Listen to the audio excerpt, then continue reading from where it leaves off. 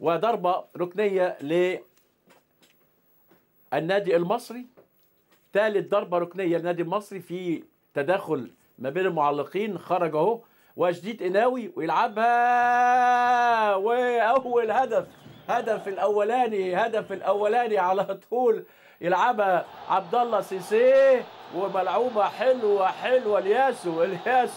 الياسو السنتر هاف يغمزها حلوه من ضربه ركنيه لعبها شديد قناوي عشان ينفجر الملعب زي ما حضراتكم شايفين. بعد تقريبا 5 دقايق ونص الياسو يحط هدف بعد 5 دقايق من الشوط الاول عشان يتقدم النادي المصري بهدف للياسو من ضربه ركنيه يحطها حلوه قوي على شمال عبد الواحد. بص حضراتكم، هو راح للكوره وحطها قبل كل الناس. ادي شديد وادي الياسو، واللي حولها حلو قوي في حراسه 4 من نادي الزمالك. راح للكوره وحولها 1 المصري لا شيء الزمالك. ومن هنا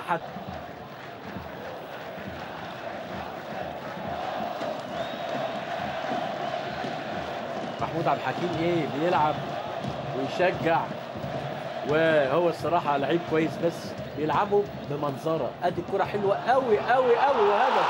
يا سلام على الهدف الجميل. الياسو ضحكوا علينا كلنا.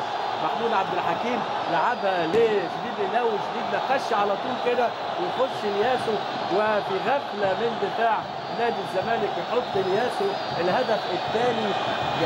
جميل بنفس الطريقه بتاعه الشوط الاول.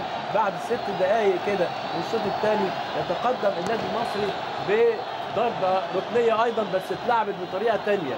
شفتم المهارات اهو، بصوا نكشه حلوه قوي ودخل راجل جميل قوي وهدف جميل من اداء جميل من محمود عبد الحكيم وشديد قناوي والياسو. واثنين النادي المصري لا شيء نادي الزمالك في غفله وعدم تركيز. وعامر حسين بقى عد كام شمروخ، ما هو النادي اللي مش بيدفع عندهم كامل ابو علي راجل معاه فلوس هو اللي هيدفع.